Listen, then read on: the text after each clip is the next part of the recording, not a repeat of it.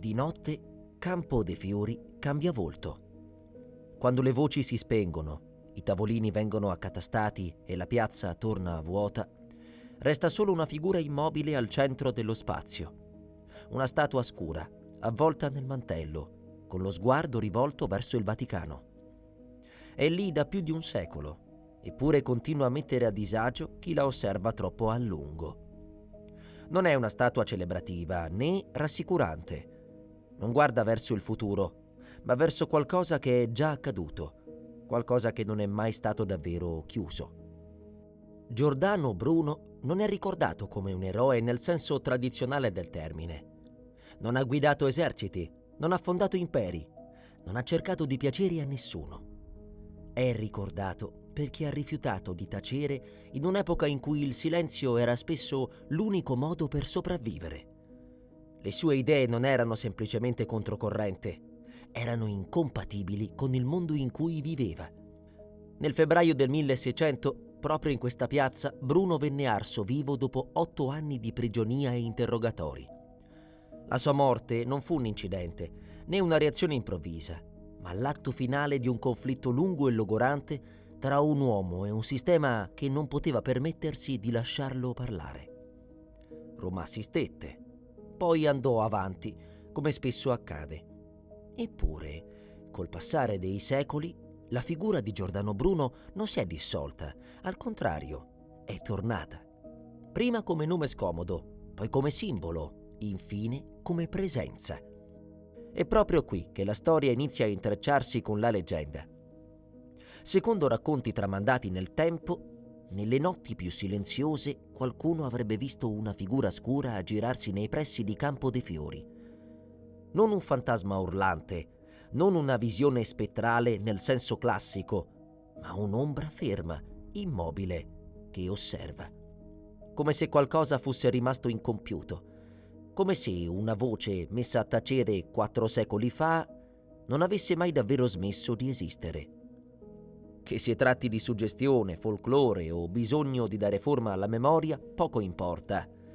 Le leggende nascono quasi sempre dove la storia lascia delle ferite aperte, e quella di Giordano Bruno è una ferita che attraversa il tempo, perché parla di idee proibite, di paura del pensiero libero e di una condanna che non ha mai trovato una vera assoluzione. Raccontare Giordano Bruno oggi significa entrare in un territorio ambiguo, dove i fatti storici si mescolano al mito e la realtà lascia spazio all'ombra.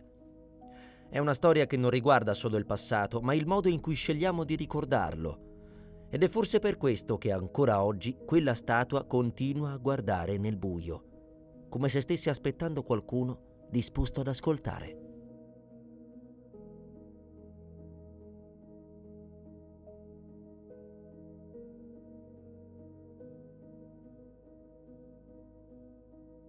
Prima di diventare un nome inciso nella pietra e nella memoria collettiva, Giordano Bruno fu un uomo in carne e ossa, nato nel 1548 a Nola, in un regno di Napoli profondamente cattolico e rigidamente strutturato. Fin da giovane mostrò un'intelligenza fuori dal comune, accompagnata però da un carattere difficile da contenere.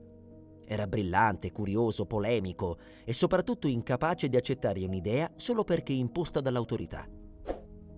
Entrò giovanissimo nell'ordine dei Domenicani, una scelta che all'epoca rappresentava uno dei pochi modi per accedere allo studio e alla conoscenza.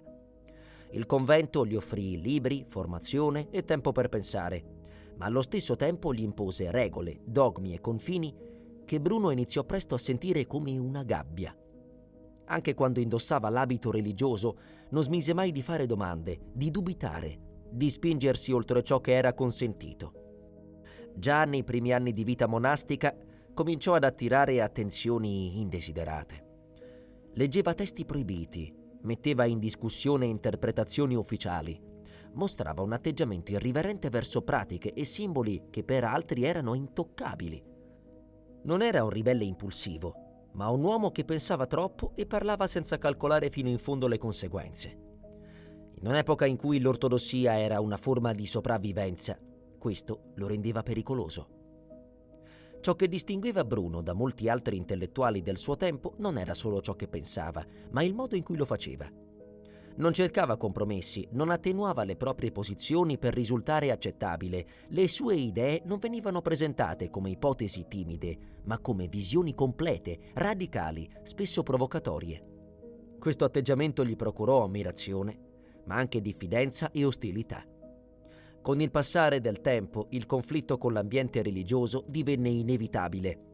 Le accuse di eresia iniziarono a circolare e Bruno capì che restare significava esporsi a un pericolo sempre più concreto. La sua uscita dall'ordine non fu un atto improvviso, ma la conseguenza naturale di una frattura ormai insanabile.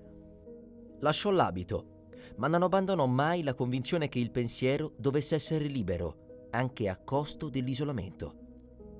È importante capire questo punto. Giordano Bruno non fu perseguitato perché cercava lo scontro, ma perché non sapeva adattarsi.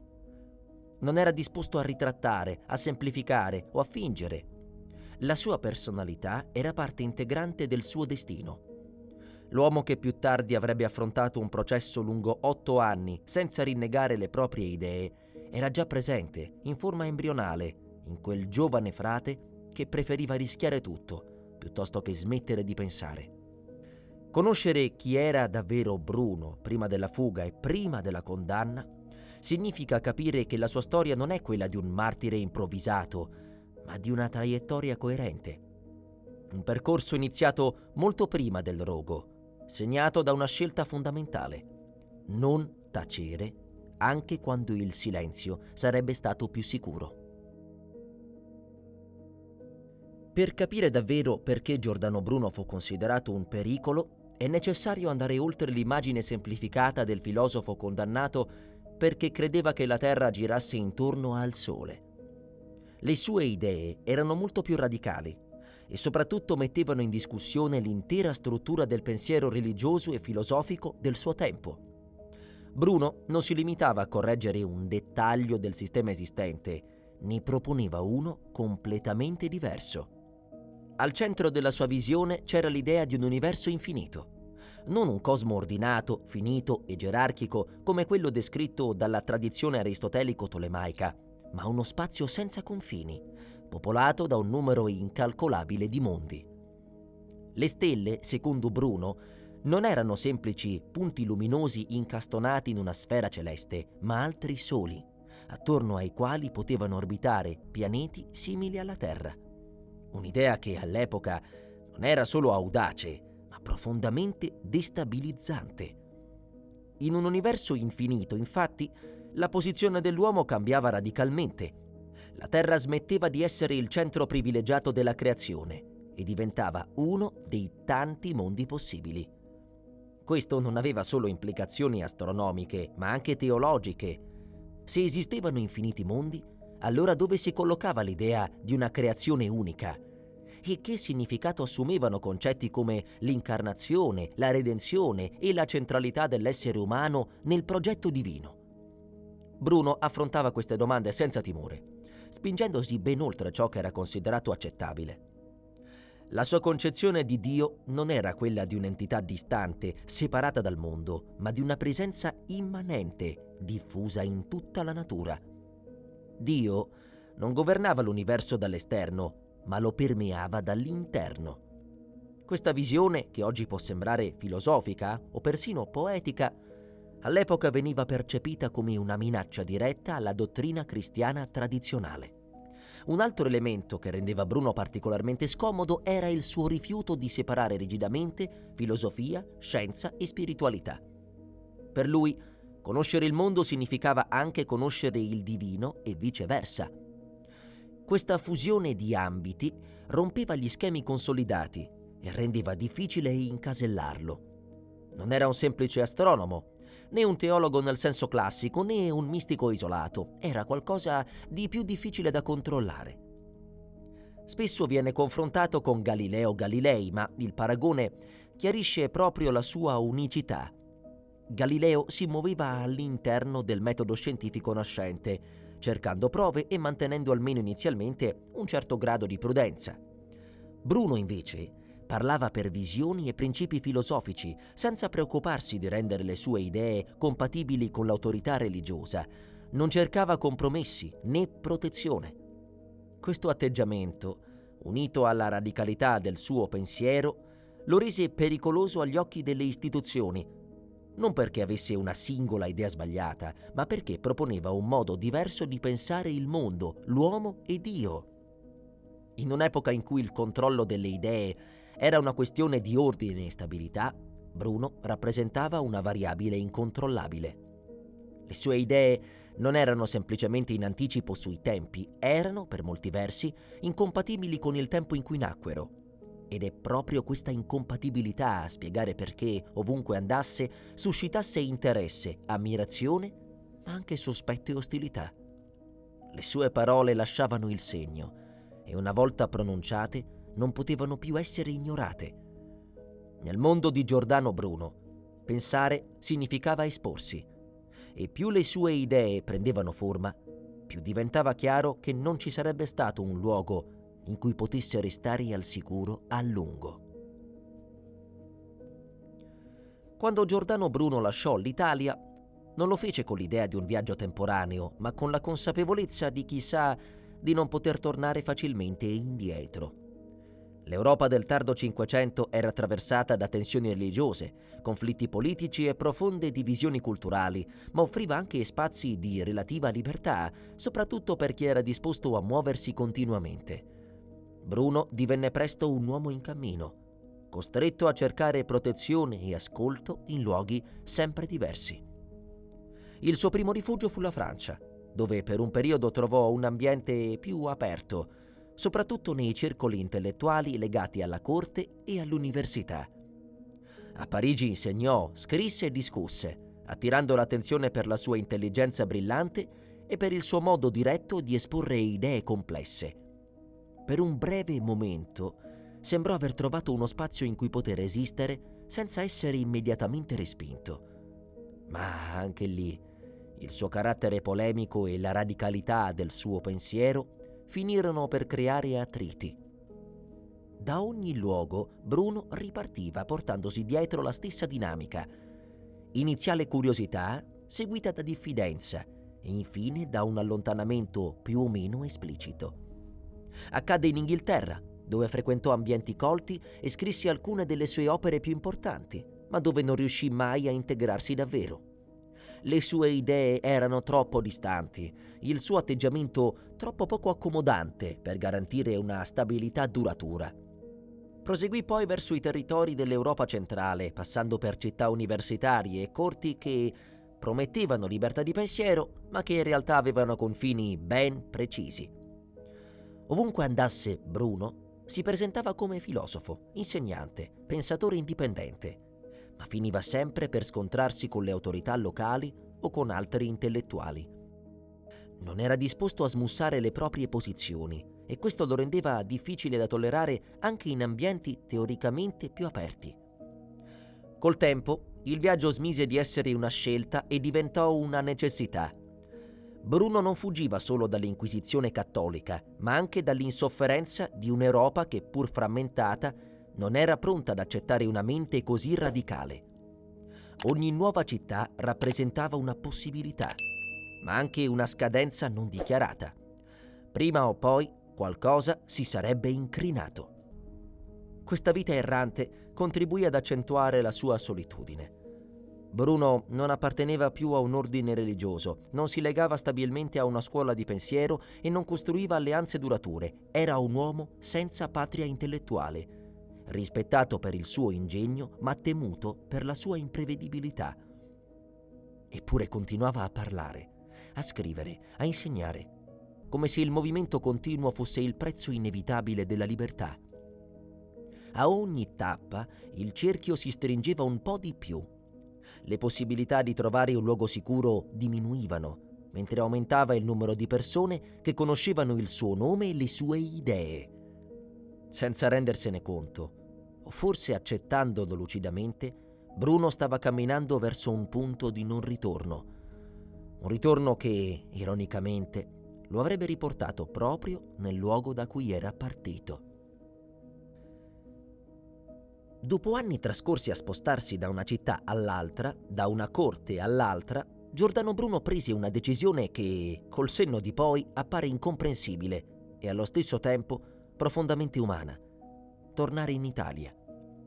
Non si trattò di un ritorno trionfale né di una sfida aperta, ma di una scelta dettata dalla stanchezza, dall'illusione di poter finalmente trovare un luogo stabile in cui vivere e insegnare senza doversi nascondere.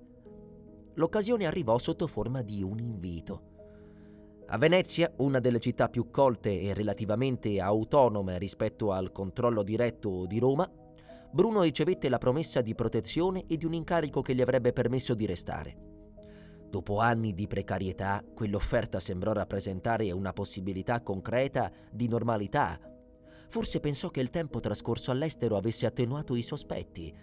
Forse sottovalutò quanto il suo nome fosse ormai legato all'idea di eresia. Venezia, infatti, godeva di una reputazione particolare. Era una città pragmatica, interessata al commercio e alla stabilità, spesso più tollerante rispetto ad altre realtà italiane. Ma questa tolleranza aveva dei limiti, soprattutto quando entravano in gioco questioni religiose e pressioni esterne.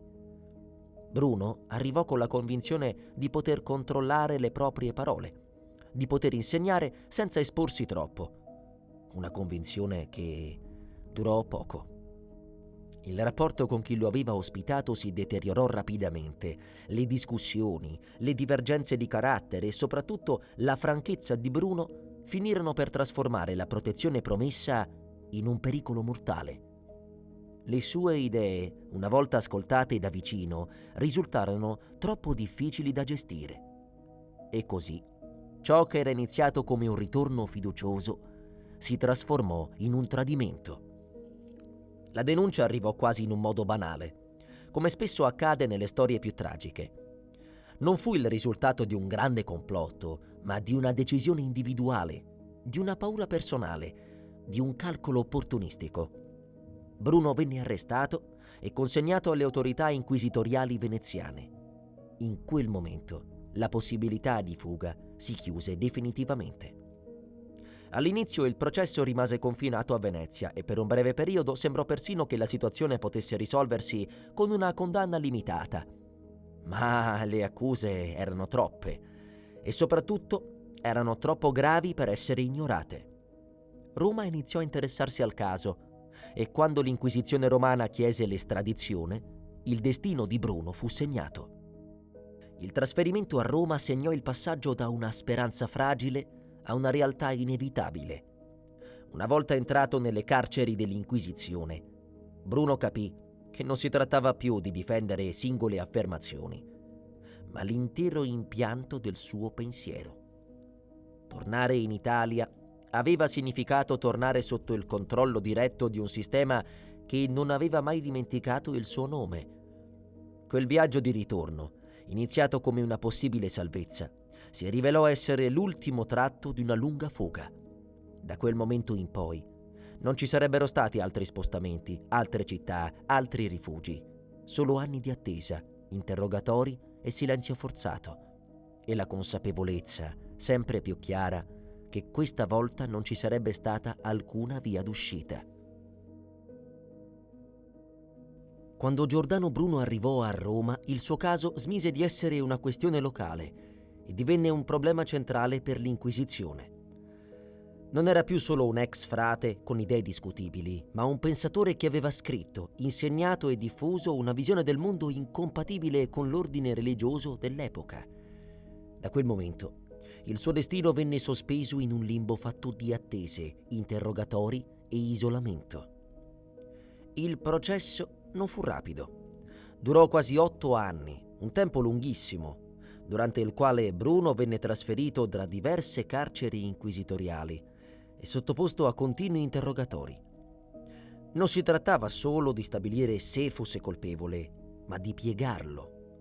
L'obiettivo principale non era la condanna immediata, bensì la biura, la ritrattazione pubblica delle sue idee. Un uomo come Bruno, se avesse rinnegato il proprio pensiero, sarebbe diventato la prova vivente che l'autorità poteva vincere anche sulle menti più ribelli. Durante questi anni il tempo assunse una dimensione diversa. Le giornate erano scandite da lunghi silenzi e improvvise convocazioni. Gli interrogatori si ripetevano, spesso con le stesse domande, come se la ripetizione potesse logorare la resistenza interiore dell'imputato. Bruno veniva invitato a correggersi, a distinguere, a fare concessioni minime che potessero salvargli la vita. Non gli veniva chiesto di rinnegare tutto subito, ma di iniziare a cedere. Le accuse erano numerose e toccavano il cuore del suo pensiero, la concezione dell'universo infinito, l'idea di mondi molteplici, una visione di Dio non conforme alla dottrina ufficiale, il rifiuto di dogmi fondamentali. Ogni punto veniva analizzato, discusso, messo sotto pressione. Non era un processo spettacolare, ma una lenta erosione, pensata per spezzare la coerenza interna di un uomo. Bruno rispose difendendosi, spiegando, argomentando. Non fu mai completamente silenzioso, ma nemmeno cercò scorciatoie. Col passare del tempo, tuttavia, divenne evidente che ciò che gli veniva chiesto non era una chiarificazione, ma una sottomissione. Ritrattare avrebbe significato non solo salvarsi, ma dichiarare false le idee che avevano guidato tutta la sua vita. In questo lungo periodo di prigionia, Bruno ebbe tutto il tempo per riflettere sulle conseguenze delle proprie scelte. 8 anni sono sufficienti per cambiare idea, per cedere, per scegliere la sopravvivenza. Molti al suo posto lo avrebbero fatto, e l'Inquisizione contava proprio su questo, sul logoramento, sulla paura, sulla solitudine. Ma Bruno non cambiò. Non perché fosse privo di paura, ma perché per lui rinnegare il proprio pensiero equivaleva a negare se stesso. Le sue idee non erano un esercizio intellettuale astratto, ma il risultato di una visione del mondo in cui credeva profondamente. Cedere avrebbe significato ammettere che il pensiero poteva essere spento dall'autorità. Verso la fine del processo, la possibilità di una soluzione alternativa si fece sempre più remota. Le pressioni aumentarono e con esse la consapevolezza che il tempo delle mediazioni era finito. Bruno venne messo di fronte all'ultima scelta: abiurare o affrontare la condanna. Secondo la tradizione, alla lettura della sentenza pronunciò parole che riassumono l'intera vicenda, affermando che chi lo condannava lo faceva con più paura di quanta ne provasse lui nel riceverla. Vere o attribuite che siano, quelle parole restituiscono l'immagine di un uomo che aveva ormai accettato il proprio destino. Dopo 8 anni di silenzio forzato, il processo giunse alla conclusione. Non c'erano più appelli né margini di trattativa. La decisione era presa e il passo successivo sarebbe stato pubblico, definitivo e irreversibile. La mattina del 17 febbraio 1600 Roma si svegliò come in tanti altri giorni d'inverno. L'aria era fredda, le strade ancora poco affollate e la città si preparava lentamente alle attività quotidiane. Nulla all'apparenza distingueva quelle ore da qualsiasi altra mattina. Eppure, nel cuore di Roma, stava per compiersi un atto destinato a lasciare un segno profondo nella storia del pensiero europeo. Giordano Bruno venne condotto a Campo dei Fiori all'alba. Dopo 8 anni di prigionia, interrogatori e attese, il processo era giunto al termine e la condanna doveva essere eseguita pubblicamente. Il rogo non era solo una pena, ma un messaggio. Doveva essere visto, ricordato, interiorizzato. Era il modo con cui l'autorità mostrava il proprio potere non solo sui corpi, ma sulle idee. Secondo le testimonianze, Bruno affrontò quel momento in silenzio. Non pronunciò discorsi, non implorò clemenza, non cercò di trasformare la sua morte in una provocazione finale. Gli venne impedito di parlare e la sua bocca fu serrata affinché nessuna parola potesse essere udita dalla folla. Anche in questo il gesto era simbolico. Il pensiero doveva essere spento fino all'ultimo istante. Attorno a lui la piazza si riempiva lentamente. Non tutti erano lì per curiosità o approvazione. Alcuni assistevano per dovere, altri per timore, altri ancora con un disagio difficile da esprimere. Le esecuzioni pubbliche facevano parte della vita urbana, ma quella di Bruno non era una condanna come le altre, non si stava punendo un crimine comune, bensì un modo di pensare. Il fuoco venne acceso e il rogo compì il suo compito nel giro di poco tempo. Non ci furono scene spettacolari né resoconti drammatici dell'evento. La morte di Giordano Bruno fu rapida, quasi asciutta nella sua brutalità. E proprio questa apparente normalità contribuì a rendere l'evento ancora più inquietante. La città assistette, poi tornò alle proprie occupazioni, come se nulla fosse accaduto. Dal punto di vista dell'Inquisizione, la vicenda si chiudeva lì. Un eretico era stato condannato, un esempio era stato dato, l'ordine era stato ristabilito. Ma la storia raramente segue le intenzioni di chi cerca di controllarla. Uccidere un uomo non significò cancellare ciò che rappresentava, anzi, in quel gesto pubblico e definitivo, la figura di Bruno iniziò a trasformarsi. Campo dei Fiori da quel giorno non fu più solo una piazza. Divenne un luogo carico di memoria, anche se per secoli quella memoria rimase sotterranea, censurata, scomoda. Le opere di Bruno furono messe all'indice, il suo nome evitato, la sua storia ridotta a poche righe. Ma ciò che era accaduto non poteva essere completamente rimosso. Il rogo segnò la fine della vita di Giordano Bruno, ma non la fine della sua presenza. Il modo paradossale fu proprio la violenza della condanna a renderlo più duraturo di molti suoi contemporanei. La sua morte pubblica trasformò un filosofo errante in un simbolo, e un simbolo, una volta nato, è difficile da spegnere. Da quel momento in poi la storia di Bruno non sarebbe stata solo una vicenda del passato, ma una questione di memoria, di interpretazione e col tempo di leggenda, perché alcuni luoghi, dopo certi eventi, non smettono mai davvero di parlare. Dopo il rogo di Campo dei Fiori, il nome di Giordano Bruno non scomparve immediatamente, ma venne lentamente sepolto sotto un silenzio controllato. Le sue opere furono inserite nell'indice dei libri proibiti e la loro circolazione divenne estremamente difficile. Parlare apertamente di lui significava esporsi a sospetti e conseguenze, e per molto tempo Bruno rimase una figura marginale, citata solo come esempio negativo, come monito contro ciò che accade a chi oltrepassa certi limiti. Per secoli la sua memoria fu distorta o ridotta, non veniva ricordato per la complessità del suo pensiero, ma come eretico, come un uomo che aveva osato troppo. Nei testi ufficiali la sua storia si chiudeva con la condanna, come se tutto ciò che l'aveva preceduta non meritasse di essere conservato. Era un modo per neutralizzare il pericolo che rappresentava, non confutarlo, ma cancellarlo. Eppure la memoria non funziona mai in modo completamente lineare. Anche quando viene repressa, tende a riemergere nei momenti di cambiamento. A partire dall'Ottocento, in un'Europa sempre più attraversata da idee di libertà, progresso e laicità, la figura di Giordano Bruno iniziò a essere riletta, non più soltanto come eretico, ma come simbolo di un pensiero perseguitato, di una coscienza messa a tacere con la forza. Fu in questo contesto che la sua storia tornò allo spazio pubblico. Campo dei Fiori, il luogo della condanna, divenne progressivamente un punto di riferimento simbolico.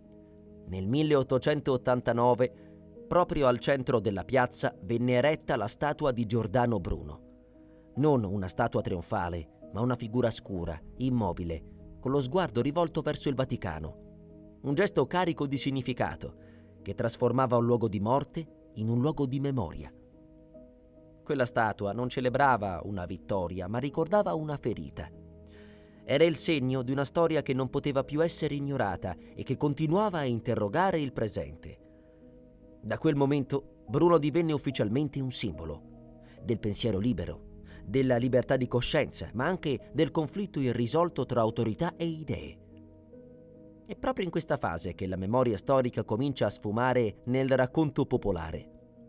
Quando una figura diventa simbolica, smette di appartenere solo agli archivi e inizia a vivere nell'immaginario collettivo. Le storie si semplificano, si caricano di significati nuovi e talvolta assumono una dimensione quasi leggendaria. Giordano Bruno, da uomo condannato e dimenticato, si trasforma lentamente in una presenza costante. La sua immagine domina la piazza, osserva chi passa, attraversa i secoli senza parlare. Ed è proprio questo silenzio a renderlo così potente.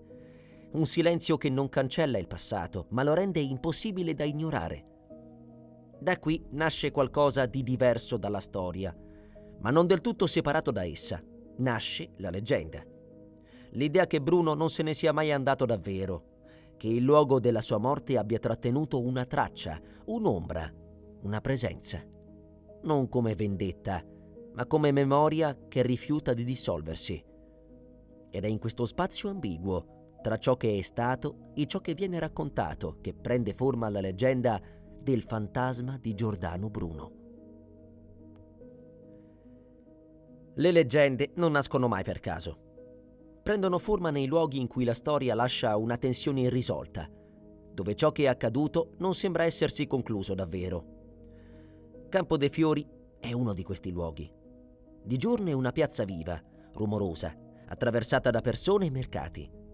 Ma di notte, quando il rumore si spegne e lo spazio si svuota, l'atmosfera cambia radicalmente. È in questo contesto che nel tempo ha iniziato a circolare la leggenda del fantasma di Giordano Bruno. Secondo i racconti più diffusi, nelle notti più silenziose o avvolte dalla nebbia, alcuni passanti avrebbero avvertito una presenza insolita nei pressi della statua. Non un'apparizione improvvisa, non una figura spettrale nel senso classico, ma un'ombra scura, immobile, che sembra osservare. Una presenza che non si muove, non parla, non interagisce, rimane lì, come se fosse parte della piazza stessa. In alcune versioni della leggenda l'ombra viene descritta come un uomo incappucciato, simile alla figura scolpita nella statua. In altre si parla semplicemente di una sensazione opprimente, come se lo spazio fosse carico di qualcosa di non detto. C'è chi racconta di aver percepito un improvviso silenzio innaturale, chi di aver provato un senso di disagio difficile da spiegare, senza però riuscire a indicarne la causa. Ciò che colpisce è che, a differenza di molte storie di fantasmi, questa leggenda non ruota attorno alla paura. Il fantasma di Giordano Bruno, se così si può chiamare, non minaccia, non insegue, non spaventa apertamente, non chiede vendetta. È una presenza passiva, quasi contemplativa. Ed è proprio questo a renderla inquietante. Secondo un'interpretazione diffusa, Bruno non tornerebbe per terrorizzare, ma per ricordare. La sua sarebbe l'ombra di un pensiero che non ha mai trovato una vera riconciliazione, di una condanna che non è mai stata davvero elaborata. Il fatto che la statua guardi verso il Vaticano ha alimentato ulteriormente questa lettura simbolica. Non uno sguardo di sfida, ma di silenziosa accusa. Col passare degli anni, la leggenda si è arricchita di dettagli, come spesso accade. Alcuni raccontano che l'ombra scompaia all'avvicinarsi delle prime luci dell'alba. Altri sostengono che compaia solo in determinate ricorrenze, soprattutto nei giorni vicini all'anniversario della morte. Non esistono prove né testimonianze verificabili, e non è questo il punto. Il valore della leggenda non sta nella sua veridicità, ma nel motivo per cui continua a essere raccontata. Giordano Bruno non è diventato un fantasma perché è morto in modo violento, ma perché rappresenta qualcosa che ancora mette a disagio. Il pensiero perseguitato, l'idea messa a tacere, la paura dell'autorità verso ciò che non può controllare. In questo senso il fantasma di Bruno non è un'entità soprannaturale, ma una metafora. È la materializzazione di una memoria che rifiuta di restare confinata nei libri di storia. Una memoria che torna nei luoghi, negli sguardi, nelle domande che ancora oggi ci poniamo sul rapporto tra potere e libertà di pensiero. Quando una figura storica diventa leggenda, significa che la sua storia non è stata completamente assorbita. Qualcosa resta in sospeso. E nel caso di Giordano Bruno, quel qualcosa continua ad abitare lo stesso spazio in cui tutto è finito. Campo dei Fiori di notte non è solo una piazza. È il luogo in cui la storia sembra fermarsi, trattenendo un'ombra che non chiede di essere vista, ma che continua a esserci.